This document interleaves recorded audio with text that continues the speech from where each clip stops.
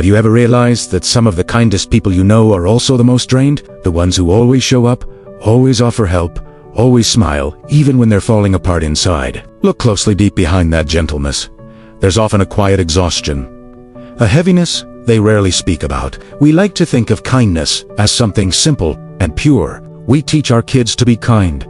We value kindness in leaders, and we admire it in friends. But like anything powerful, kindness has a shadow, and when we ignore that shadow, kindness can slowly become harmful, even to the person giving it. It begins early. A child discovers that being agreeable earns them affection. When they suppress their own needs to keep the peace, they're welcomed with praise. Some kids learn that if they're kind enough, quiet enough, helpful enough, they'll finally be loved in the way they were longing for. That belief digs itself deep into their nervous system. Kindness becomes a survival strategy, and as they grow, the line between their real self and their good behavior blurs. They turn into the dependable one, the friend who never complains, the person everyone leans on but no one looks after. But here's the truth: people rarely say out loud, kindness, when it comes from fear or guilt, isn't kindness anymore. It becomes a mask. And masks, when worn too long, suffocate. Think of the super kind people you know.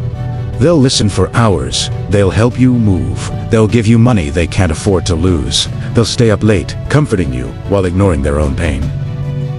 At first, it looks like generosity, but anyone who has lived this role knows the secret. Behind self-sacrifice, there's often resentment.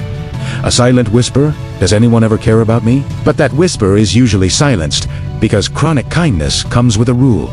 You're not allowed to put yourself first. Psychologists call this compassion fatigue state, where someone pours out so much emotional energy that they eventually run empty. Teachers feel it. Nurses feel, Italiano parents feel it. And everyday nice people feel it too. Research shows that people who constantly put others ahead of themselves are more likely to suffer from anxiety, burnout, and even physical health issues. Kindness without boundaries becomes It's like watering every plant in the garden except your own roots. Eventually, everything is starting with the gardener. But there's a darker twist. Sometimes kindness becomes a weapon even. Unintentionally, not in the manipulative sense, but in a quieter, more subtle way. When you always say yes, people stop asking whether you're comfortable. When you always adjust, people stop considering your needs. When you always forgive, people stop noticing they hurt you. Over time, the kind one becomes invisible. The world learns not maliciously, but gradually that you don't have limits, and invisibility is not peace. It's loneliness, disguised as politeness. But don't misunderstand this. Kindness itself is not the problem. Authentic kindness is one of the most powerful forces in the world. But kindness given from emptiness becomes a form of self-destruction. One version heals, the other Let's look at the science. A study in the Journal of Personality and Social Psychology found that people who struggle to say no, often those labeled as kind, experience significantly higher burnout. Another study from UC Berkeley discovered that altruism increases happiness, but only when it's voluntary. When kindness is driven by guilt or fear, it actually increases stress and lowers well-being. Yet many people feel trapped in the kindness cycle. They fear disappointing others. They fear being seen as selfish. They fear losing love, so they keep giving and giving until nothing is left. The cost: they lose themselves. They forget what they want. Their identity becomes tied to being useful rather than being human. And here's where the darkness truly grows, because when you bury your needs, your anger, your boundaries, they don't disappear. They gather in the shadows. They transform. Maybe it comes out as snapping at someone you love over something tiny. Maybe it comes out as passive aggression. Maybe it erupts after years of suppressed pain. The illusion that kindness protects you from darkness is false.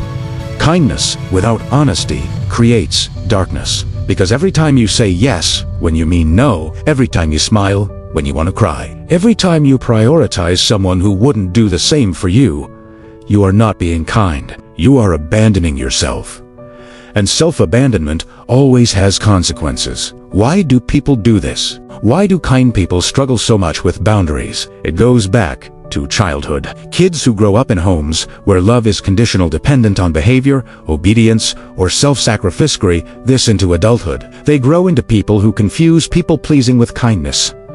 But real kindness includes the self. If your kindness destroys your mental health, your energy, your joy, it's not kindness. It's self-neglect, dressed as virtue. Neuroscience helps explain this. The brain has something called the mirror neuron system, responsible for empathy. When you see someone suffering, your brain reacts as if you're suffering too. But your brain cannot handle endless, boundaryless empathy. Flooding your system with stress signals eventually leads to burnout. So, the dark side of kindness isn't that kindness is bad. It's that kindness can be twisted by fear, by upbringing, by guilt into something that slowly destroys the giver. But here's the part many people need to hear. If you feel exhausted, if you feel invisible, if you feel like you've been the strong one for too long, you're really not broken. You're human. You were simply never taught how to protect yourself while caring for others. So how do we fix this? How do we stay compassionate without losing ourselves? It starts with one uncomfortable truth. Kindness must include you, not in a selfish way, but in a balanced way. You can't pour from an empty cup. You can't help others if you're drowning. It's the same logic as an airplane oxygen mask. You help yourself first so you can help others. This is where boundaries come in. Boundaries are not walls. They are clarity. They say, I care, but I can't do everything. My love is real, but I need to protect my energy. I want to help, but not at the cost of my well-being. People with healthy boundaries actually have deeper, more meaningful relationships because their kindness is authentic, not forced. But here's the hard truth. When you start setting boundaries, some people won't like it. Some will accuse you of changing. Some will pull away. But that's okay. Relationships built on your exhaustion were never healthy to begin with. Let's go deeper. There's a psychological concept called pathological altruism, when helping others actually harms you or them. When your kindness becomes overgiving, people become dependent. You destroy your well-being and prevent others from growing. This ties into the myth of the good person. We often praise people who never say no, who never disrupt anything, who always put themselves last. But real goodness isn't about disappearing. Real goodness is about showing up as your full self and choosing kindness from honesty, not fear. So, what can you do? Here are some lifelong practices. Pause before saying yes. Ask yourself, do I have the energy?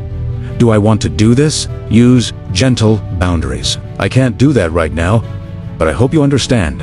Redefine your worth. You are valuable because you exist, not because you carry everyone's burdens. Take care of your inner world. Do things that nourish your soul. When you're full, your kindness becomes effortless. Let yourself feel what you've been avoiding. Anger isn't unkind. It's information. It tells you when something isn't right. Many people wear kindness like a mask that hides exhaustion, anger, fear, loneliness. But masks get heavy. True kindness begins when you take off the mask and let yourself be real. Ask yourself, when no one is watching, do you treat yourself with kindness? Do you rest when you're tired?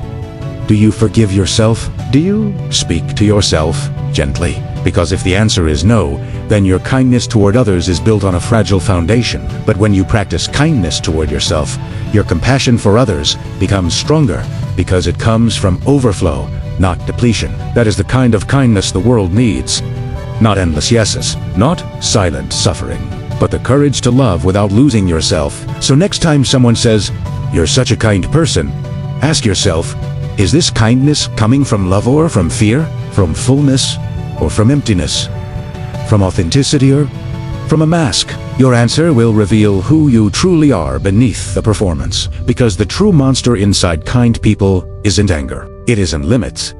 It isn't boundaries. The real monster is self-abandonment. And once you face it, once you begin honoring yourself, your kindness won't fade. It will shine even brighter. Kindness real. Kindness does not erase you. It reflects you, and that's the kind of kindness that heals.